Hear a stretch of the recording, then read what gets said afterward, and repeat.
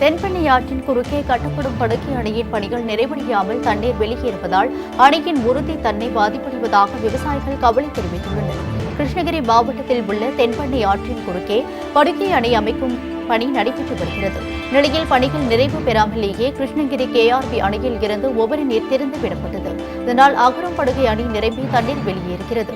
பணிகள் முடிக்கப்படாமல் தண்ணீர் வெளியேறுவதால் அணையின் உறுதி தன்மை பாதிக்கப்படும் என அப்பகுதி விவசாயிகள் கவலை தெரிவிக்கின்றனர்.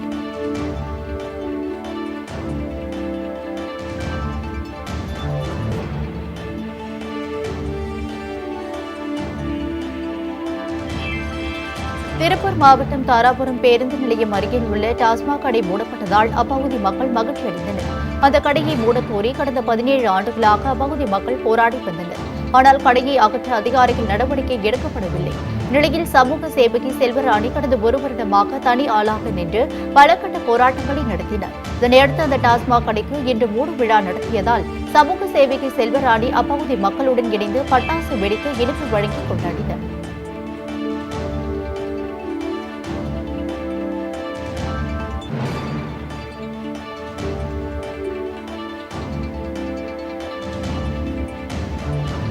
சென்னை செங்குன்றத்தில் தேசிய ஊட்டச்சத்து வார விழாவை ஒட்டி சமுதாய வளைகாப்பு நிகழ்ச்சி நடைபெற்றது.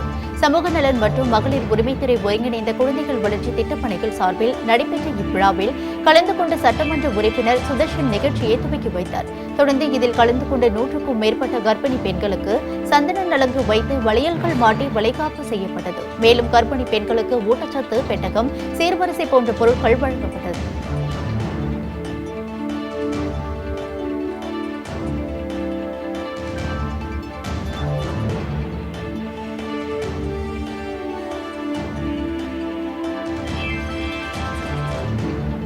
திருவாரூர் மாவட்டம் பேரளம் அருகே கஞ்சா மற்றும் குட்கா பொருட்களை விற்பனைக்காக கொண்டு சென்ற நபர்களை போலீசார் கைது செய்தனர்.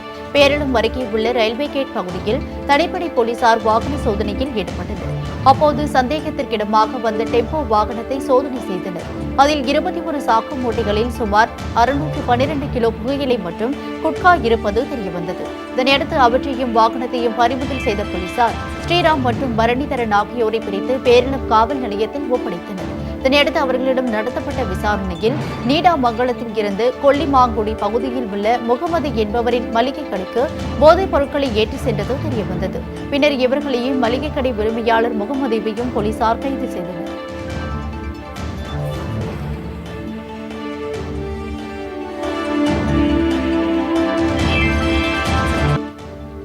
திருவள்ளூர் மாவட்டம் ஆர்கேபேட்டை அருகே வீடுகளுக்கு அருகில் தேங்கி நிற்கும் கழிவு நீரால் தொற்று நோய் பரவி உள்ள அப்பகுதி மக்கள் அச்சம் தெரிவித்துள்ளனர். கோபாலபுரம் ஊராட்சியில் 100க்கும் மேற்பட்ட குடும்பங்கள் வசித்து வருகின்றனர். இப்பகுதியில் கழிவுநீர் கால்வாய் இல்லாததால் வீடுகளுக்கு அருகில் உள்ள சாலையில் மழைநீருடன் கழிவுநீர் கலந்து தேங்கி நிற்கிறது. இதனால் கொசுகள் உற்பத்தியாகி அப்பகுதியில் உள்ள பொதுமக்களுக்கு காய்ச்சல் உள்ளிட்ட பல்வேறு தொற்று நோய்கள் பரவி உள்ளதாக அப்பகுதி மக்கள் தெரிவித்தனர். இதுகுறித்து ஊரக நிர்வாகத்திடம் பலமுறை புகார் தெரிவித்தும் எவ்வித நடவடிக்கையும் எடுக்கப்படவில்லை என அவர்கள் குற்றம் சாட்டினர். எனவே மாவட்ட நிர்வாகம் இதுகுறித்து உரிய நடவடிக்கை எடுக்க வேண்டும் என கோரிக்கை விடுத்துள்ளனர்.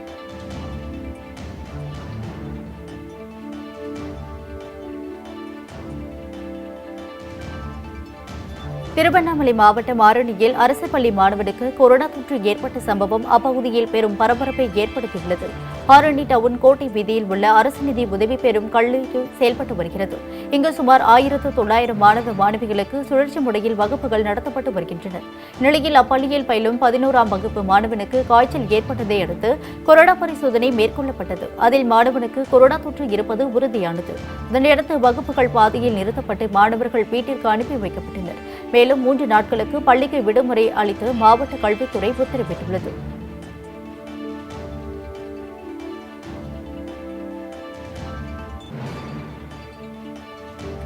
நீலகிரி மாவட்டம் கூடலூர் சுற்றுவட்டார பகுதிகளில் கனமழை பெய்ததால் விவசாயிகள் மகிழ்ச்சி அடைந்தனர்.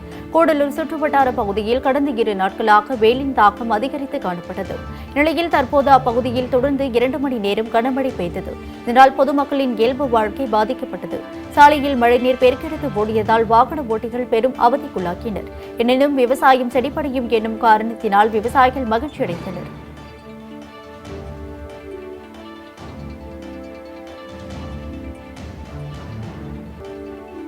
மயிலாடுதுறையில் அதிவேகமாக வந்த கார் பானிபூரி வாகனம் மீது மோதிய விபத்தில் 2 பேர் காயமடைந்தனர். மயிலாடுதுறை மேல நாஞ்சில் நாடு பகுதியைச் சேர்ந்த ராஜேஷ் என்பவர் பானிபூரி வியாபாரம் செய்து வருகிறார். நிலையில் வியாபாரத்தை முடித்துவிட்டு தனது குடும்பத்தினருடன் அவர் பானிபூரி வண்டியை தள்ளிக்கொண்டு சாலையோரமாக சென்று கொண்டிருந்தார். அப்போது கச்சேரி ரோட்டில் அதிவேகமாக வந்த கார் பானிபூரி வண்டி மீது மோதி விபத்துக்குள்ளானது. இதில் பானிபூரி வண்டி சுக்குநூறாக நொறுங்கியது. மேலும் ராஜேஷ் மற்றும் பூ வியாபாரி சரளா ஆகியோர் காயங்களுடன் உயிர் தப்பினர். தொடர்ந்து விபத்து ஏற்படுத்திய கார் ஓட்டுநர் ராஜேஷ் அங்கிருந்து தப்பி ஓடினார். இதனையடுத்து கார் ஓட்டுநர் மீது உரிய நடவடிக்கை எடுக்க வேண்டும், இழப்பீடு வழங்க வேண்டும் என கோரி காயமடைந்தவர்கள் தர்ணா போராட்டத்தில் ஈடுபட்டனர். தகவல் அறிந்து வந்த போலீசார் பேச்சுவார்த்தை நடத்தி அவர்களை மயிலாடுதுறை அரசு மருத்துவமனைக்கு அனுப்பி வைத்தனர்.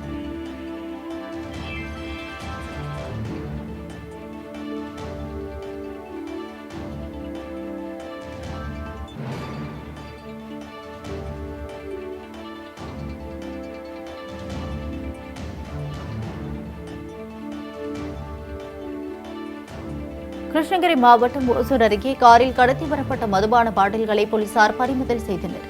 ஓசூர் அருகே உள்ள ஜூஜுவாடி சோதனைச் சாவடியில் போலீசார் வாகன சோதனையில் ஈடுபட்டிருந்தனர். தொடர்ந்து அவ்வழியாக வந்த காரை போலீசார் நிறுத்தி சோதனை செய்தனர். அப்போது திருப்பத்தூரை சேர்ந்த ராஜா கர்நாடக மாநிலத்தில் இருந்து 217 லிட்டர் மதுபானங்களை காரில் கடத்தி வந்தது தெரியவந்தது. இதனையடுத்து அவரை கைது செய்த போலீசார் அவரிடம் இருந்து 67,503 ரூபாய் மதிப்புடைய மதுபான பாட்டில்கள் மற்றும் கார் ஆகியவற்றை பறிமுதல் செய்தனர்.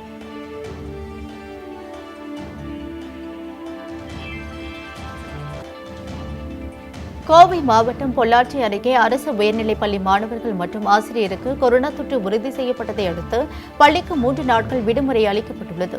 தமிழகம் முழுவதும் செப்டம்பர் 1ஆம் தேதி முதல் 9 முதல் 12ஆம் வகுப்பு பயிலும் மாணவர்களுக்கு பள்ளிகள் திறக்கப்பட்டது. இந்நிலையில் பொள்ளாச்சி அருகே புளியம்பட்டி அரசு உயர்நிலைப் பள்ளியில் 10ஆம் வகுப்பு படிக்கும் 47 மாணவர்களுக்கு கடந்த 3 நாட்களுக்கு முன்பு கொரோனா பரிசோதனை நடத்தப்பட்டது. அதில் 5 மாணவர்களுக்கும் 1 ஆசிரியருக்கும் கொரோனா தொற்று இருப்பது உறுதி செய்யப்பட்டது. இதனையடுத்து சுகாதாரத்துறை அதிகாரிகள் தொற்று ஏற்பட்ட மாணவர்கள் மற்றும் ஆசிரியர் வீட்டு தனிமையில் இருக்க அறிவுறுத்தினர். இதனையடுத்து கோவை மாவட்ட முதன்மை கல்வி அதிகாரி பள்ளிக்கு 3 நாட்கள் விடுமுறை அறிவித்தார்.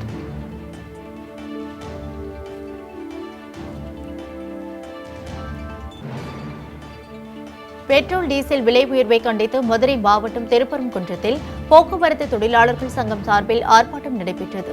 இந்த போராட்டத்தில் பெட்ரோல் டீசல் விலையை குறைக்க வேண்டும், கலால் வரியை நீக்க வேண்டும், சமையல் எரிவாயு சிலிண்டர் விலையை குறைக்க வேண்டும், பொதுத்துறையை விற்று தேசிய பணமயமாக்கல் திட்டத்தை கைவிட வேண்டும், போக்குவரத்து துறையை தனியார் மயமாக்குதலை கைவிட வேண்டும் உள்ளிட்ட கோரிக்கைகளை வலியுறுத்தி கோஷங்கள் எழுப்பப்பட்டன. இதில் பேருந்து ஓட்டுநர்கள் மற்றும் நடத்துனர்கள் 40க்கும் மேற்பட்டோர் கலந்து கொண்டனர்.